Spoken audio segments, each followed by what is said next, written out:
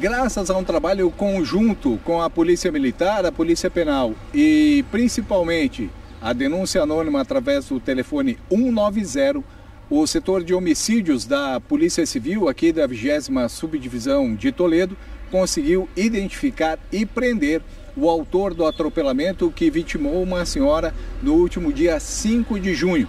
Ela atravessava na faixa de pedestres no Jardim Copagro quando um carro veio em alta velocidade e acabou a acertando e ela infelizmente faleceu no local. O Dr. Fábio Freire concedeu uma entrevista coletiva e deu mais detalhes sobre o caso. Bom dia. Primeiramente, a Polícia Civil queria agradecer à população de Toledo, que por meio do 190 realizou a denúncia de onde o veículo envolvido no atropelamento estava. E a partir disso, policiais da inteligência da Polícia Militar, da P2, em conjunto com o setor de homicídio, conseguiu identificar e localizar o veículo envolvido no atropelamento.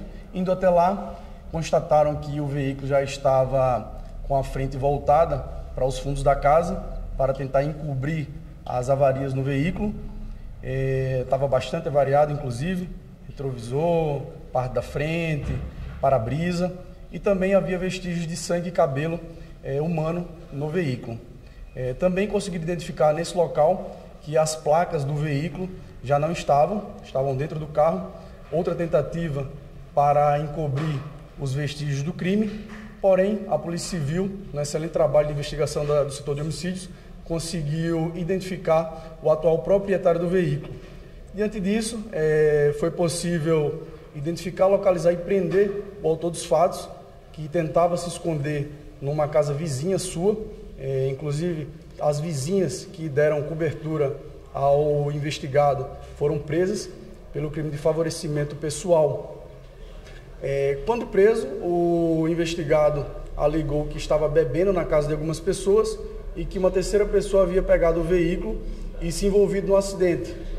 Também na audiência de custódia foi falado pelo investigado que ele estava em uma residência, não identificado quem seriam essas pessoas, mas que outra pessoa, um terceiro, teria pego o veículo e se envolvido nesse acidente. Porém, a Polícia Civil pediu um extrato do monitoramento eletrônico e foi possível verificar que esse indivíduo ele estava sim no momento e no local do acidente. Portanto, ele vai ser indiciado pelo crime de homicídio doloso, por dolo eventual, uma vez que também foi constatado por meio do monitoramento eletrônico e também de testemunhas que esse indivíduo havia ingerido bebida alcoólica, não somente em um estabelecimento, mas em diversos estabelecimentos comerciais e bares da cidade durante todo o dia. Para além disso, da ingestão de bebida alcoólica, há uma constatação de velocidade incompatível com a via. Se tratava de uma via estreita, porém de boa sinalização, com pavimento asfáltico em excelentes condições e também havia iluminação pública em perfeito estado.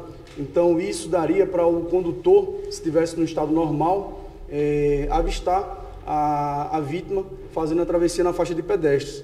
Inclusive, uma das testemunhas, um condutor de transporte coletivo, a mais de 40 metros do local do acidente, conseguiu visualizar quando a vítima fazia a travessia na faixa de pedestres. Para além disso, também não há qualquer marca de frenagem no asfalto e nenhuma tentativa do condutor de desviar da vítima. Tudo isso indica que o condutor, o indivíduo investigado, apesar de não querer o resultado morte, assumiu o risco de provocá-la. O delegado contou ainda que o autor deste atropelamento tinha outras passagens pela polícia, o que de certa forma acabou ajudando na sua identificação. Também, constatando a vida pregressa do investigado, foi possível constatar que ele responde por vários crimes de diversas naturezas, entre eles crime de associação criminosa, estelionato, lesão corporal no âmbito da Lei Maria da Penha. porte ilegal de arma de fogo, tráfico de drogas e também uma tentativa de homicídio e por dirigir veículo sob efeito de álcool. Nessa ocasião, por sinal, após estar trafegando na contramão e colidir com um veículo, ele desceu do carro com um pedaço de madeira, partiu para a agressão do outro condutor. Não bastasse isso, também voltou ao carro, pegou uma chave de rodas e continuou a agressão contra esse condutor, só cessando essa atividade criminosa quando terceiros o impediram. Também nessa situação, o condutor tentou fugir, mas foi impedido por terceiros.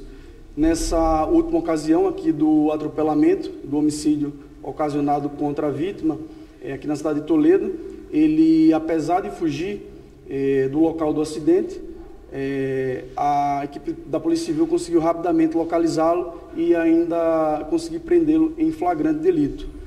Por esses crimes, por essas ações contra a vítima, por ter fugido do local, além do homicídio doloso, que o investigado vai responder, outros 4 crimes no âmbito do CTB, omissão do socorro, fugir do local do acidente, por trafegar em velocidade incompatível com a via, crime inclusive realizado antes da prática do homicídio, e também por fraude processual, vai responder em razão de ter escondido o veículo que estava envolvido no crime e por ter escondido também as placas de identificação deste veículo.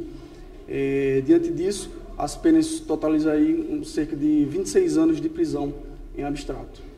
Doutor, só para a gente frisar então, por mais que ele tenha negado estar no local, a tornozeleira eletrônica foi primordial então? Exatamente. Como eu falei, ele inicialmente, quando abordado, quando preso, alegou que não estaria no local do crime, mas em um outro local e um terceiro havia pegado o veículo. Todavia, a testemunha que visualizou ele pouco antes do acidente, do atropelamento, comprar bebida alcoólica numa conveniência próxima ao local dos fatos e também arrancar com esse veículo, ficando inclusive marcas de pneu no asfalto. Para além disso, como eu falei também, o extrato de monitoramento eletrônico foi primordial para colocá-lo no local do homicídio, uma vez que há uma identificação de GPS e todo o percurso que ele fez durante todo o dia. Aproveitando que foi tocado nesse assunto, o investigado, ele também estava com a CNH suspensa, então ele violou também o direito de dirigir, praticando assim outro crime do Código de Trânsito Brasileiro, e também não havia permissão para ele estar naquele horário na rua. Uma das medidas restritivas de liberdade que foi imputada a ele foi justamente ficar na residência após as 21 horas, de segunda a sábado. Todavia, ele infringiu também essa medida restritiva e estava, sim, no local do crime após as 21 horas. Outro ponto, também ainda não confirmado, é a pessoa que levou o veículo até essa residência. Pelo monitoramento eletrônico, foi verificado que ele não foi até esse local, na Vila Becker, uma residência situada na Vila Becker. Depois do atropelamento, ele vai para casa. Então, diante do prazo exíguo, a gente está encerrando o relatório para apresentar ao Ministério Público, todavia as investigações continuam. Doutor, outro ponto destacado pelo delegado Fábio Freire foi a participação da comunidade, que, segundo ele, foi primordial para que a polícia identificasse de maneira muito rápida o autor deste homicídio. Exatamente. Como eu falei, até frisei essa denúncia, agradecendo a população. Isso é primordial para o trabalho da Polícia Civil. A gente iria chegar fatalmente ao desfecho desse caso, identificar o autor desse crime, mas com a ajuda da população, como em outros casos, a gente acabou finalizando o caso mais rápido e, inclusive, o prendendo em flagrante. Então, essa participação da população e também da Polícia Militar, que nos ajudou rapidamente, também da Polícia Penal, que rapidamente também nos forneceu o extrato de monitoramento eletrônico, foi imprescindível para a gente acabar o caso o mais rápido possível. Mais detalhes sobre este e outros assuntos do setor de segurança pública você pode conferir no nosso site jornaldoeste.com.br ou na nossa versão impressa. Jornal do Oeste, são 40 anos de histórias, 40 anos de vocês.